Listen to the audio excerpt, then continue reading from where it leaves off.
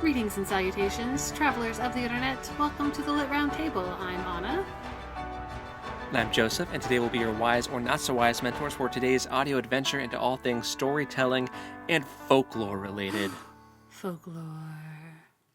Because today we are making good on our promise to do an episode about St. Nicholas and St. Nicholas Day. And it's actually, so we had a little oopsie daisy. Sometimes calendars are hard. Yes. Tell the people about your oopsie daisy. Yeah. So when I made our schedule for the read-along of the 5th season, I got the calendar days a little squished together. And so I had 2 read-alongs scheduled week to week instead of having the usual gap. Anyway, that means that our main episode for the podcast, episode 22, which is the one you're listening to, comes out on December 6th, which is St. Nicholas Day. It's St. Nicholas Day. It's a perfect surprise. Love it. Yeah. Serendipitous. Serendipitous, for sure. So, we're talking all about St. Nick, where he came from, the tradition surrounding him, how he kind of evolved, especially in America. Mm-hmm. I will just say out the gate, I don't have all the answers. I don't know all the things. I just know a good amount of things based off of the internet and also our childhood. Mm-hmm. But I think I kind of want you to talk about kind of our childhood and growing up with it, mm-hmm. and like what we would do. Okay. And then I can kind of go over the origins of St. Nicholas and like the official traditions in some different places. Okay. Cool. So if you would like to jumpstart us talking about just what would we do on St. Nicholas Day as a family? St. Nicholas Day specifically. Okay. Yeah, specifically St. Nicholas Day. Okay. Because I was thinking of all the Christmas traditions and I was like, oh man, this is going to be a long boy. No, just St. Nick's Day. St. Nicholas Day. Okay, so for St. Nicholas Day, traditionally, what we would have done, our parents had gotten wooden shoes. Mm-hmm. I used to think that they were actually from Denmark or Sweden. But now I learned today the wooden shoes thing is, I believe, it's a Dutch thing. Yeah, because they said Dutch on them. Yeah. But I thought that our parents had got them from there, but now I believe the truth is that they got them at a craft show or an antique store. I'm not really sure. Mom, while you're listening to this, you should text me and Joseph and tell us where the wooden shoes came from. Anyway, they're very pretty, painted, ornate, folksy wooden shoes. They look antique-y. Yeah. I would not be surprised if it was from an antique store. Yeah. They're gorgeous. I love them. Mm-hmm. And we would make our Christmas lists. We'd handwrite our Christmas lists and we would stick them in the shoes. We'd each put one in a shoe. And then on December 5th. And then on December 6th, when we got up in the morning, the lists would be gone and Santa would have left some candies, usually candy, and like maybe a small toy of some kind. But what else would we leave in the shoes other than just our lists? Oh, a carrot? Are you thinking about the carrots for the reindeer? Yeah. Mm-hmm. Yep, we also left carrots for the reindeer. I don't think we left any cookies on St. Nicholas Day. Just carrots for the reindeer. Mm-hmm. Yeah. Got to keep the reindeer happy. Mm-hmm. They're working very hard. They have a lot of places to go in one night. Absolutely. You got to keep them happy before the reindeer unionize, you know? Mm-hmm, mm-hmm. Yes. And go on strike. Yeah. For sure. Oh, that's the last thing we need. Is it Santa strike? Oh, man. No Christmas this year. The reindeer are on strike. It could happen. You know, it'd be on brand for this year. It's true. Everyone's been on strike. Just about. But if the reindeer did go on strike, I believe it'd be for a good reason. Agreed. Agreed. So, anyway, I'm sure Santa takes great care of his reindeer. But yes, that was our Saint Nick's Day tradition at our house. Can I just add a little, like, we were very meticulous about our list too, and Joseph in particular was very very detail oriented in starring the gifts to rate their importance, and it's just like one of the cutest things you've ever seen. Yeah, because I had like a ranking system of which ones I wanted the most. And because you don't want, I mean, it's like there are things that you want, and there's things that you like really, really, really, really want. And so I think I remember like putting little stars next to them, and like I had a little the table margins. at the top of it. Yeah, you did. Of like what the stars meant. Like In case it wasn't 5 obvious. stars. 5 stars is must have. 4 stars is really, really want. 3 stars is really want. Yeah, it was a thing. So Because you don't cute. want a Christmas of getting nothing but C-tier gifts. It's you true. want a Christmas full of 5-star gifts, you know. I know I just like mashed like ranking systems there, but you know what I mean. Yeah, well, and your 5-star items were always like gaming consoles after you got to a certain age. Yeah. Because I was being left in the dust by all of my We were. fellow classmates We were. who were all like ranting and raving about their Xbox 360s and their PlayStation 3s. That really ages me Yeah. now. You know what? This is not St. Nicholas related, but those gifts would have never come from Santa in our house. Like a gaming console would not have been a Santa present. Right. Because Santa never outshone like what mom and dad were doing for us. Which I think was smart. Yeah, for sure. But anyway, little side note. Yeah. So yeah, that was always fun. So it's interesting. So I want to get into more of like the whole list thing because the way that St. Nicholas Day and Christmas Day are celebrated, like for our family and like a lot of people that do both, you know, is interesting to me. Like how the two things have kind of how they relate to each other now. St. Nicholas Day is like a pre-game to Christmas for our family. Right. Yeah. It's a little teaser, a little appetizer, a little sneak peek. But I mean, for a lot of the world, St. Nicholas Day like was the day where Gotcha. the presents got dropped off. If you were good. So basically, here's a rundown of Santa Claus and the origins of the man, the myth, the legend. Saint Nicholas. So we mentioned this in the Krampus episode that Saint Nicholas was a real person who was a Catholic bishop. And he is the patron saint of, it turns out, more than just children, although he is the patron saint of children, sailors, those undergoing financial problems, and victims of fire, which I think is honestly kind of interesting that he comes down a chimney every year. Yeah. When he's the patron saint of fire victims. The sailor thing is odd. Yeah, that is interesting. Children, sailors, what was the third thing you said? Those undergoing financial problems. Okay, so the poor. And victims of fire. So yeah, that's a spoiler for, he does get sainted.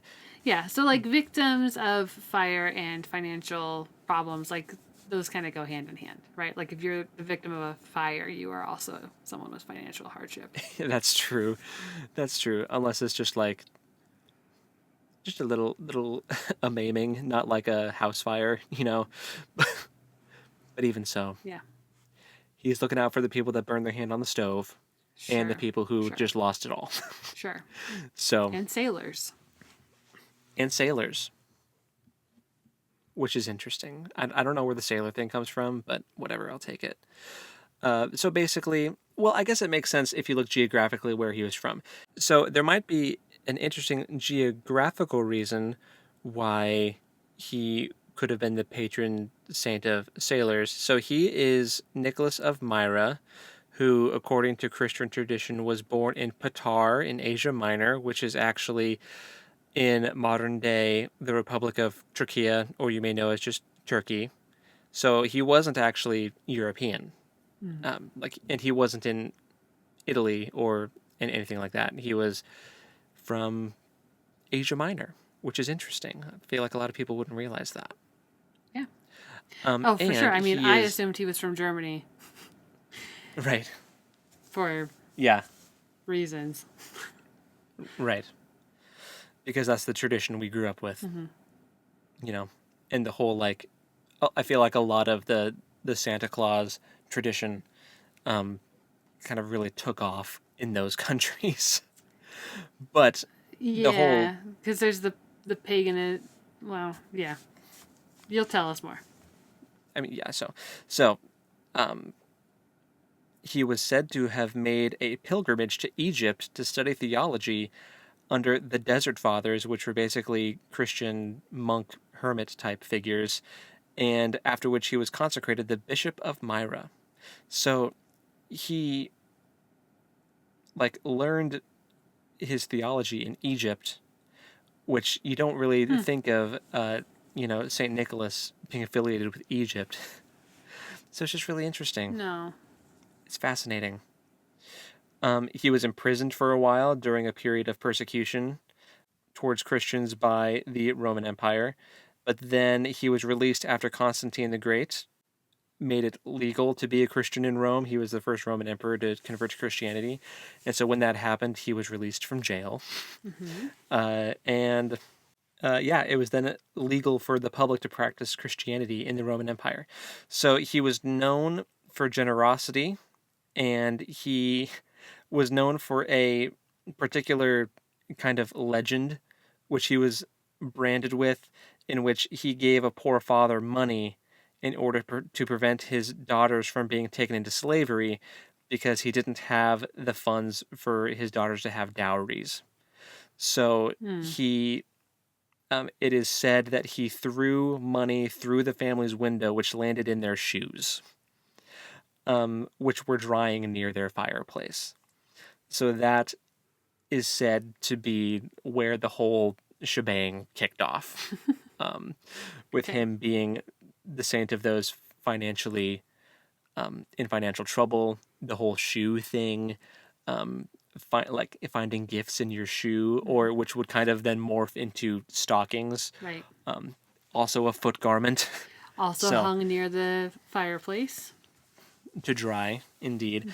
And the reason I said this whole thing might be geographically the sailor thing is because, Asia Minor, Egypt, all places that have coasts in the Mediterranean Sea.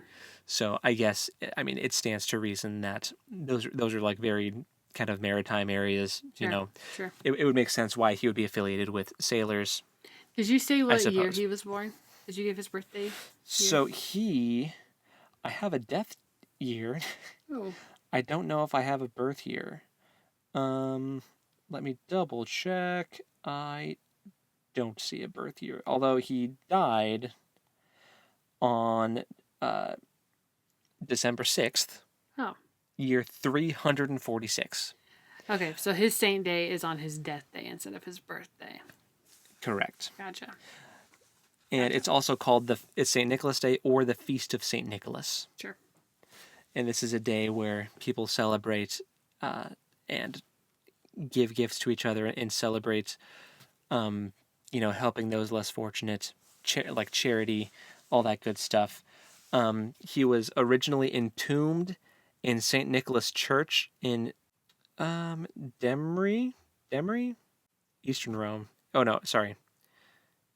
No, that was in the city of Myra, actually. So, but then in the year 1087, a good 700 years later, Italian soldiers transferred his remains to Italy. where they were enshrined in Basilica di San Nicola. Sorry about the pronunciation there, folks. I'm doing my best. And are held to this day. St. Nicholas's tomb is said to exude the oil of St. Nicholas, which has attracted throughout the centuries Christian pilgrims who take the oil home in small bottles to use during prayer. You know, dead people juice. That sounds good. But sorry, not to mock the tradition. If any Catholics are listening and actually do that, don't mean to mock. It just seems really foreign. And in the 11th century, Christian nuns in Belgium and France initiated the practice of giving the poor gifts in the name of St. Nicholas, and this custom spread to Germany and Holland, further spreading the feast of St. Nicholas and its associated customs. So, that is... Holland for the Dutch folks. Is that the country you were Yes. trying to... Yes. I got you. Sorry. Yeah. You said it, and I was like, that's the one. That's the one I was trying to say earlier when I said Sweden and Holland. Denmark. Holland. Yep, for sure. So that is a little bio information about Saint Nicholas. He was a real dude, and he's a real Catholic saint. Mm-hmm. And his saint day is like his death day, the day that is celebrated on the Christian calendar. It's a part of Advent for a lot of people, and a lot of people celebrate it because of the religious reason, like the Christian reason behind it, which makes sense. Yeah.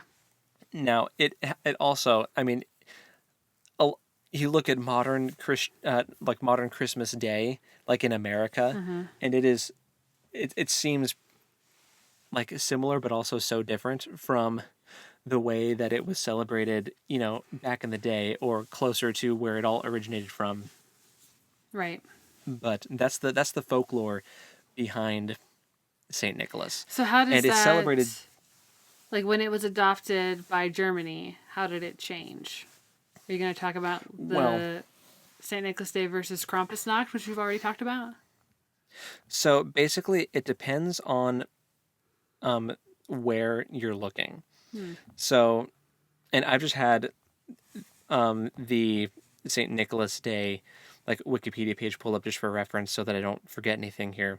But basically, and y'all can feel free to look yourself, it has a whole traditions by continent.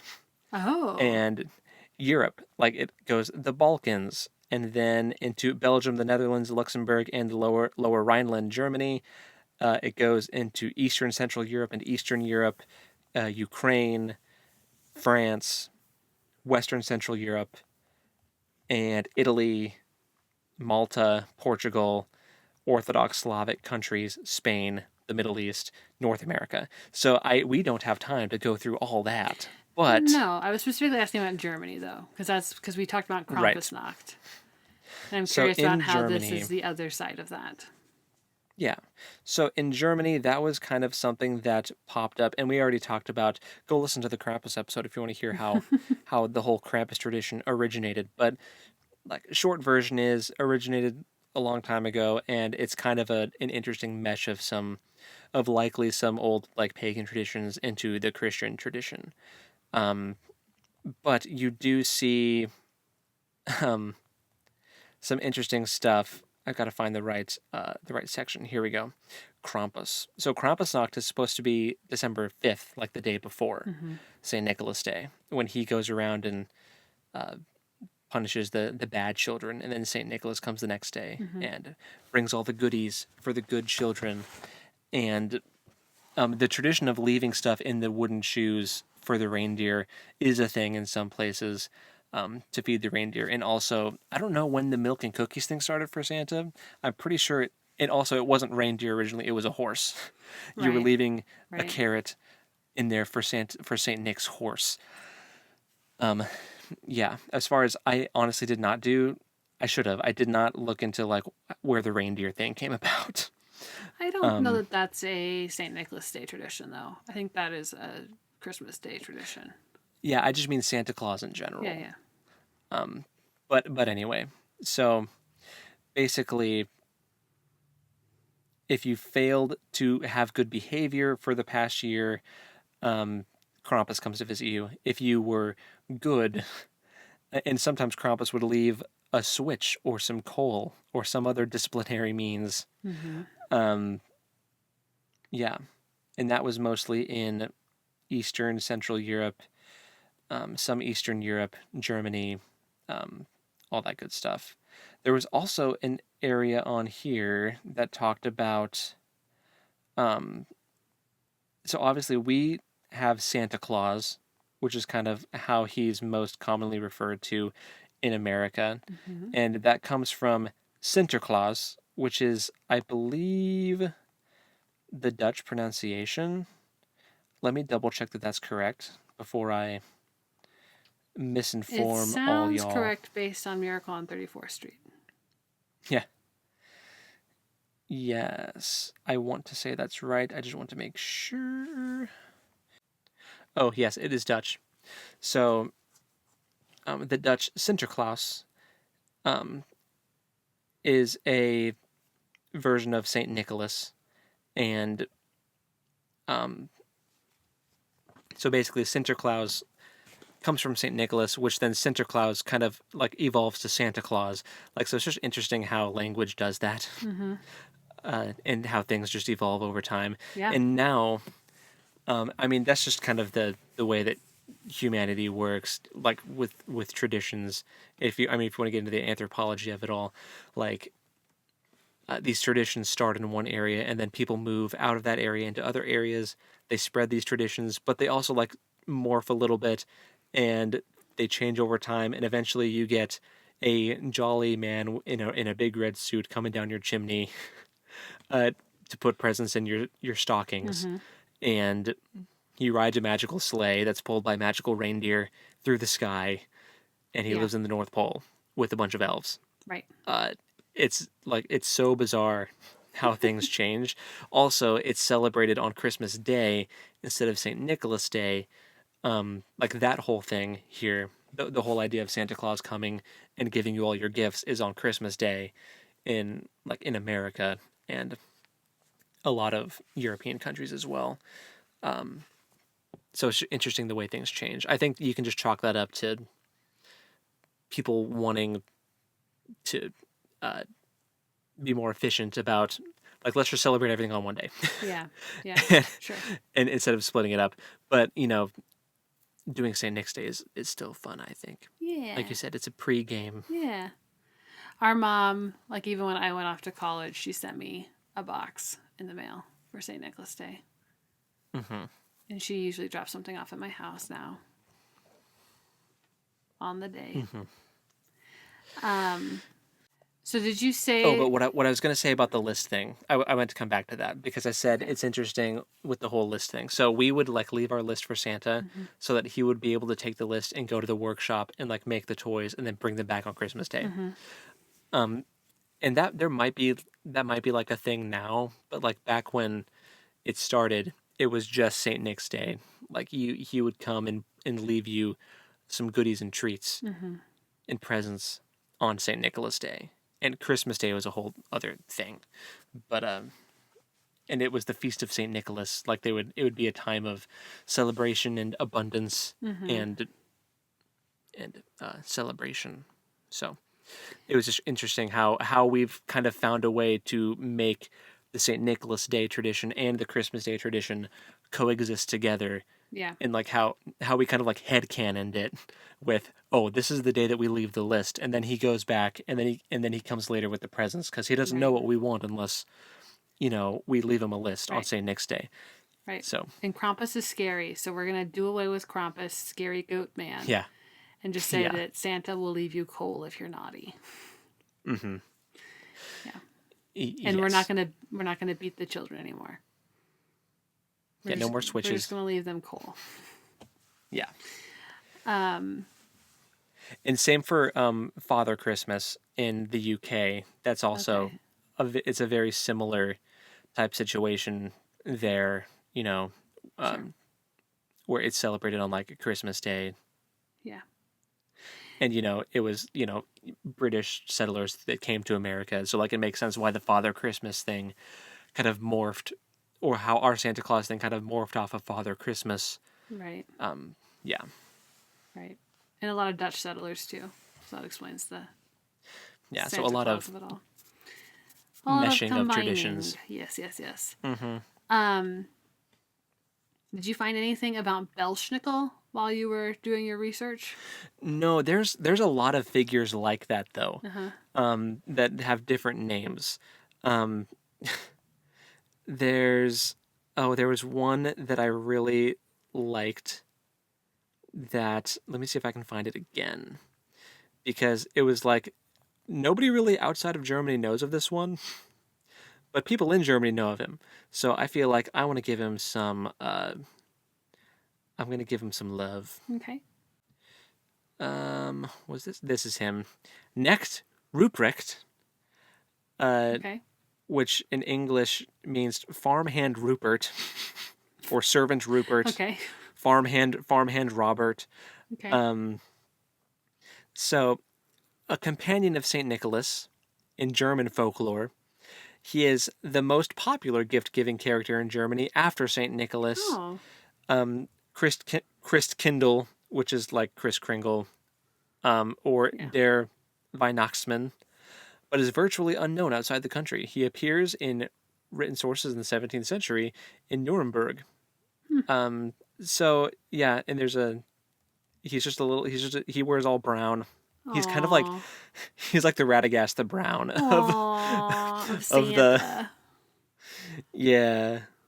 And the whole Kris Kringle thing is basically in Austria, Switzerland, and southern and western Germany thing. Well, there's a lot of those countries around there that celebrate that. So it's like German for Christ child, and that was interesting too. Basically, Because of Jesus on the Christmas. the date the date of giving gifts changed from December 6th to Christmas Eve, and that was a Lutheran church thing apparently. Interesting. I So didn't know that. so the Lutheran church and the Protestants had a hand in moving that celebration day from December 6th to Christmas Day and kind of affiliating it with like the Christ child and not as much with The Santa saint. Claus or Saint Nicholas. That's Interesting. very Lutheran. That's a rather Lutheran thing to do. Well, that is quite Try not to revealing, too. try not to affiliate with saints and moving it to the Christ child, Kris Kringle. So fascinating stuff. Indeed. Well, and that also brings up the idea of Christmas, like unwrapping gifts on Christmas Eve versus Christmas Day. Because, like, we had friends growing up that were Christmas Eve people, which I was always very concerned about. Because it's like, well, then when does Santa come? Because Santa comes Christmas Eve night. So you have your presents on Christmas Day. So how? Yeah. And like for people that don't celebrate St. Nicholas Day, how does Santa get your Christmas list? Right. How does he Like, know? do you just get a bunch of random stuff for Christmas that you didn't even You didn't want? put any stars on any of that stuff. You didn't rank your gifts, you rookie. Amateur hour. Yeah, exactly. Exactly. Oh my gosh. Yeah. So, yet another disclaimer. We are your wise or not so wise mentors. So there's a lot more information about this out there that you can look up on the interwebs. Go to a library. Oh my gosh. Check out a For book. sure. Yeah. Do the research if you want. It's a fascinating topic. Because And it changes so much. Yeah. Let me know if there's anything that I missed or forgot to mention. Well, so here's a question for you. Yeah. Where do you think the legend of St. Nicholas is going? Ooh, predictive. So I think that the whole Santa Claus and Christmas thing has been so commercialized. Yeah. I want to say, which I don't like. I want to say that everything kind of ebbs and flows. Maybe we had like a bit of a burst of like hyper commercialized Christmas. But I'm also seeing a lot of stuff about like this year, like Black Friday deals really not being very good and people not really wanting to do that as much. And So I wonder if we're kind of in one of those phases where it was like hyper commercialized, and now it's going to kind of back off a little bit, maybe a little more restraint, Yeah. and maybe it'll go back to being like the magical, whimsical, fun-filled thing, a time of abundance, and just celebration. Mm-hmm. Uh, yeah, I hope so. I hope that it sticks around. Surely. I don't think Elf on the Shelf creeps me out though. I gotta say. I agree. I don't love the elf on the shelf thing. That's a very recent development in the grand scheme of things. And it, man, that thing creeps me out. But yeah, Well, and also from like a parent perspective, I'm not a parent, but just putting myself in a parent's being empathetic. shoes. Yeah. The elf on a shelf is so much work Yeah. Yeah. to just be a little mischievous or a lot mischievous. Like, it's cute, but also it's a lot.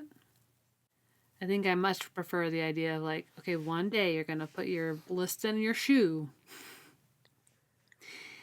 with a carrot, and Santa's going to leave you some candy and maybe a small little toy. And then we're going to have a lot of fun on Christmas Day. Yeah. Much sure. simpler. So I love like the Christmas that we grew up with a lot. Mm-hmm. And Christmas is like my favorite holiday for sure, Mm-hmm. because of all those childhood memories and the nostalgia of it. Mm-hmm. Um, and we grew up in a unique situation of like experiencing a lot of these meshed uh, traditions, with Saint Nicholas and Christmas Day. Um, and also there's like the pickle present that Mm-hmm. we do, which the origins of that, I think I don't actually know. I used to think it was a German thing, but I've also heard people be like, not really. So I don't actually know, but it's still fun. But I want, for our bonus episode in December, I would like to just talk about like all the crazy wacky stuff that our dad got up Oh, to yeah. pretending to be Santa Oh, Claus. yeah. So, listener, if you would like to hear about all the wackadoodle stuff our dad did and mom, Mm-hmm. um, to keep us hoodwinked and believing that Santa was for real, for as Y'all, I long was as in we seventh did. grade. So, Oh, you spoiled it. So yeah, you were in seventh grade. So that mhm. just goes to show the lengths that that man went to. Our dad is Santa Claus. He certainly has the spirit Mm-hmm. of Saint Nick. Mm-hmm. Um, and it's very amusing to think back on. Mm-hmm. So yeah, I think if you want to hear us tell the tale of all those shenanigans, you'll have to keep an eye out for our bonus episode. Go to our Patreon and become a patron. Um, I believe it's the second tier that gets you the bonus episode every Yeah. month, Yep. but you also get a bunch of other stuff too. We've recorded like over 20 of them, so you'll get another like 20 episodes of content that you didn't have before. Mm-hmm. So, and the bonus episodes get a little more off the chain than the regular ones. Very I feel true. like Very true. we it's a little more stream of consciousness, a little less Yeah. structured, but it's fun. And you guys, the stories that we can tell about our Christmas past, For they're sure. so fun. You want to hear them. Yeah. So, well, should we talk about what we're reading, watching, playing? I think so. Okay. Does this mean I get to go first today? You can go first today. Tell us all the things now that you can. Yes. Right? Yes. Okay. Yes. Just make sure that hadn't changed in like I the don't strike. think it's changed. Okay. For reading, the 5th season by N.K. Jemisin. Shameless plug for our read along again, you guys. It's really, really good, and you should really, really be reading. Blake and I have picked our next book that we're going to read together, but I have not started it yet. So, oops. I don't think he started it yet either. This time of year is very busy, so, Indeed. I don't think I'm reading anything else right now. How bizarre. I know. I feel like it's wrong. I mean, same here. My list is short. And then for watching the Great British Baking Show, the season finale is this weekend. So by the time this comes out, it will have already ended. My favorite baker got voted off this last week. Oh. I'm sad. I'm also watching the Junior Baking Show, which is really fun. Blake and I are still watching Futurama. We did start watching HunterxHunter a little bit over Thanksgiving, which is so fun. So fun. Blake's favorite character was the captain in the first episode. Well, you never see him again. Yeah, we got to the end of that little bit, and he was like, I don't think I'm ever going to see that guy again. And I was like, I don't think so. No. You really won't. But that was cute. We started watching Lessons in Chemistry, which is an Apple TV show with Brie Larson. It's very fun. It's, well, not fun. Fun is not the right word. It's very interesting. Very entertaining. Blake thought it was a little boring. Oh. I didn't think it was boring. We're going to try a few more episodes. And then if Blake still thinks it boring, I'm going to watch it myself. Yeah. And finish it out. Fair. And is that it? Is that all I've been watching? We finished Tokyo Ghoul. I gotta pick a new anime. It's your turn to pick. Yep, I haven't decided yet. That's okay. I watched the finale of Attack on Titan. You did. Holy Toledo. What an ending. What an ending. So and I don't even know if I can say anything else. So you asked me this question when I said this, so I'm going to ask you the same question. Were you satisfied with the ending? Did you think it's a good ending? It's not a cliffhanger, which was really what I was asking. Yeah. Like, there's resolution, for sure. It did not end the way I thought it would, necessarily. Okay. And there were some things about the falling action that I thought were odd. Sure. But yeah, I would say it's a satisfying ending. Nice. I wanted more from Mikasa. Yeah. But I don't know. She's kind of got a Frodo thing happening, right? Like, how do you pick up the pieces? So I think that's after fair. Something like that. Yeah, I think it's fair that that's what her ending was. But I just wanted her to be able to be happy. But that's okay. I don't want to say things and spoil anything, but yeah, right. I thought that it was a very entertaining finale. The animation was great. The music was great. Always. It was like technically executed very well. Yeah. Those poor MAPPA animators, though, I know they get worked real hard. Yeah. They did an amazing job. They put out a great product. So thank you to everyone all the animators at MAPPA. You guys are awesome. And I'm sorry that Jujutsu Kaisen has been such a brutal grind for all of you. I know that was in the news lately. That they've been having a bit of a struggle. Yeah. So. Yeah. If I had my way, you guys could take a break and just, focus on doing it well and not fast. But I have no sway. True. So anyway. I don't think I have any more for watching that I can think of. Except that also Sister Wives. You can't see, listener, but I just rolled my eyes. It's such a silly, guilty pleasure. It's so dumb. I'm like not a reality TV show person, but something about Sister Wives. The it's drama. Just junk food, the drama of it gets me. I hear you. Every once in a while you need that junk food show. Yeah. That just scratches a certain itch. I feel like I just go from like extremes, right? I've got like super wholesome Great British Baking Show, and then some like weirdo. Not that anime is weirdo, but it gets a little weirder than the baking Yeah. show, and then junky reality TV with Sister Wives. Anyway, And then like crazy documentaries about cults and like serial killers. true. It's true. They She's sneak got in range, there. everyone. Get you a girl with range. Yeah. Just no man-child shows. Yeah, sorry, Will Ferrell. For playing over Thanksgiving, I learned a bunch of new games with Blake's family. Fun. They're very normal games, Okay. which is why I had not ever played them before, probably. Like card games? Yeah, like cribbage. Have you ever played cribbage? Yeah. Mm-hmm. Yeah, I had not. But I got a crash course. Blake let me win one round, which was very sweet.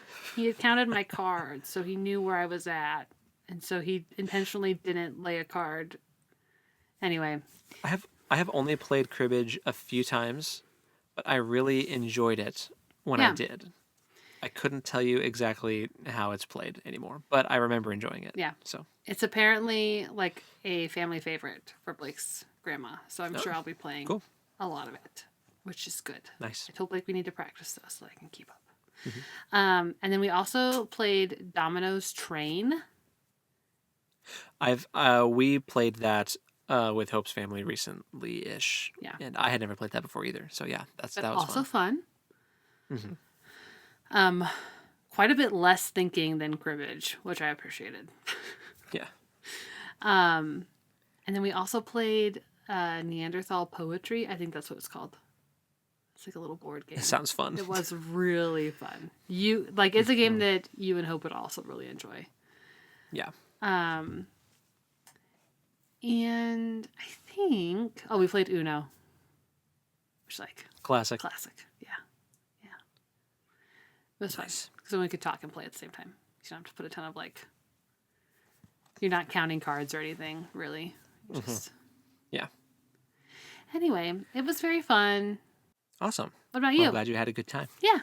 So for me, also starting with watching, so you already mentioned we finished Tokyo Ghoul.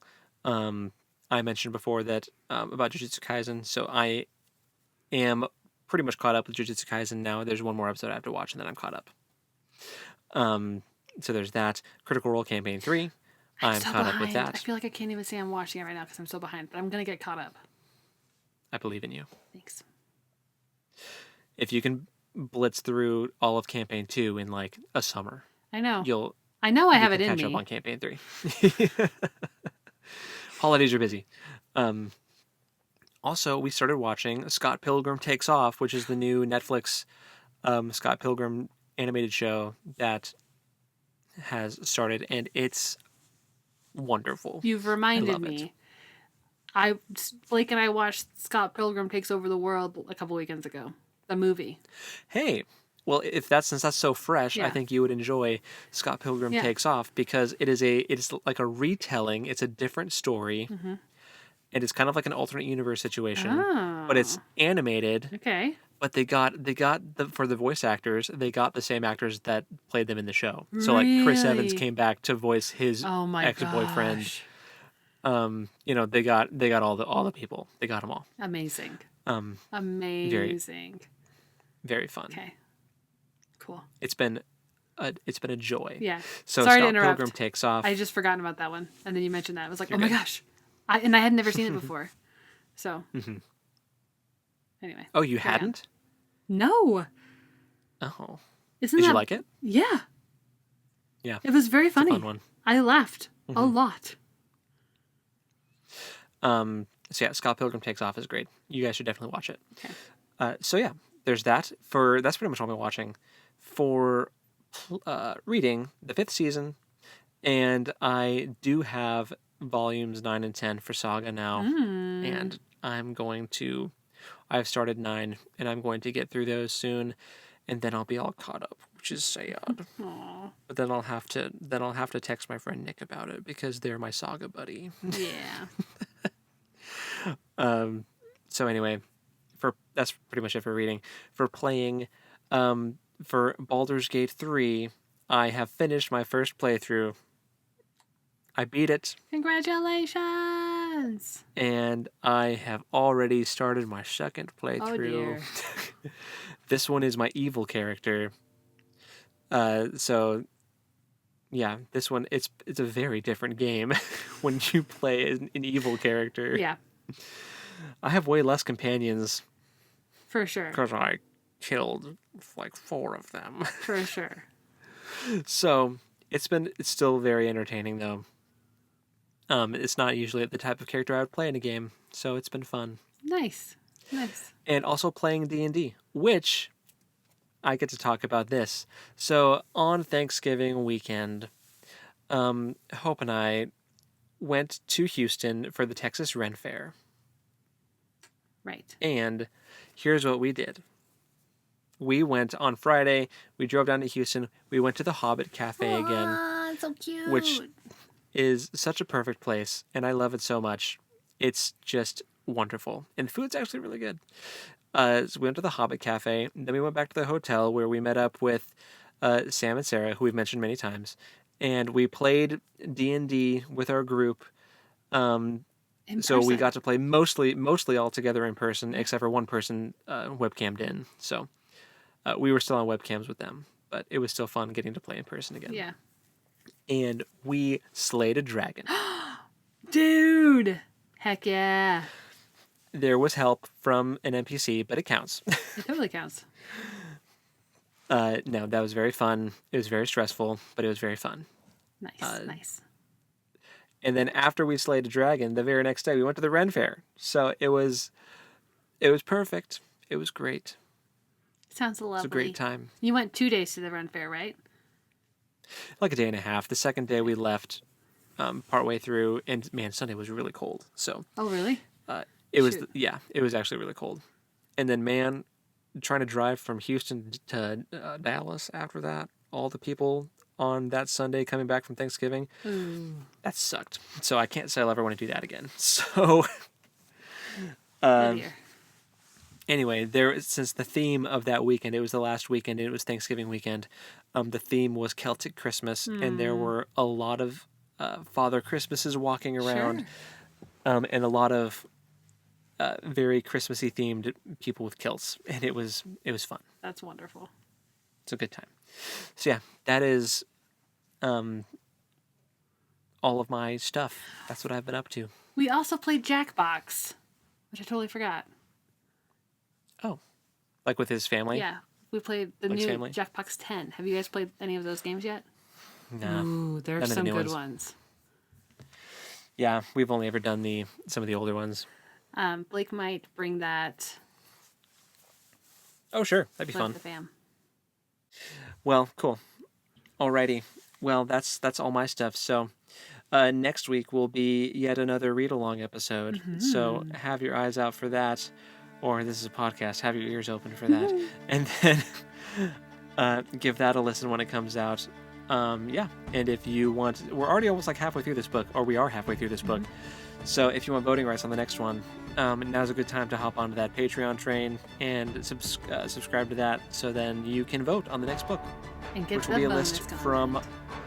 Yes, and this next one will be a list curated by Anna. Yes. So, yeah. Indeed. So I guess until next time, happy reading. Isn't it? Go read something cool.